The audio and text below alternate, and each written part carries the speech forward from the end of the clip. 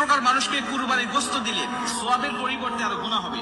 রাসূল সাল্লাল্লাহু আলাইহি ওয়াসাল্লাম স্পষ্টভাবে আমাদেরকে বিষয়টা জানিয়েছেন। একাধিক হাদিস এবং বুখারী এবং মুসলিম শরীফের মধ্যেও এই হাদিসটা বর্ণনা করা হয়েছে যে দুই প্রকার মানুষ আছে এমন, যাদেরকে কুরবানির গোশত দিলে আমার কুরবানি কবুল হবে না এবং সওয়াবের পরিবর্তে গুনাহ হবে। এর প্রথম নম্বরে রয়েছে যারা কসাই, যারা গোশতটাকে বানায়, এই গোশতটাকে যারা কাটে, তাদেরকে মজুরি হিসাবে, পারিশ্রমিক হিসাবে আপনি গোশত দিতে পারবেন না। তারা যেহেতু পরিশ্রম করেছেন, কষ্ট করেছে, এই জন্য তাদেরকে পারিশ্রমিক দিতে হবে, তবে গোশত নয়। আপনি তাদেরকে টাকা পয়সা বা অন্য কোনো চুক্তি তাদের আপনি দিতে পারবেন, কিন্তু ওই কুরবানির পশু থেকে আপনি তাকে কিছুই দিতে পারবেন না। আমাদের সমাজে অনেকে দেখা যায় যে কুরবানির সারাদিন কাটাকাটি করছে, তাকে 4টা পাও দিয়ে দিল, বা 2টা পা দিয়ে দিয়েছে, মাথাটা দিয়ে দিয়েছে, গরু ভুঁড়িটা দিয়ে দিয়েছে, এরকম একটা শর্ত দিয়ে আমরা তাদেরকে কাজে নিয়োগ দিই।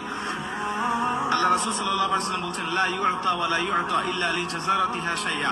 পারিশ্রমিক হিসাবে তুমি কুরবানির গোশত তাকে দিতে পারবে না, তবে হ্যাঁ অবশ্যই সে যেহেতু গরিব, সে যেহেতু অসহায়, এজন্য তুমি অন্য 10 জনকে যেটুকু গোশত দিয়ে থাকো ওইরকম ভাবে তুমি তাকে দিবে, কোনো সমস্যা নেই, কিন্তু সে পারিশ্রমিক হিসাবে তোমাকে অবশ্যই মূল্য দিতে হবে।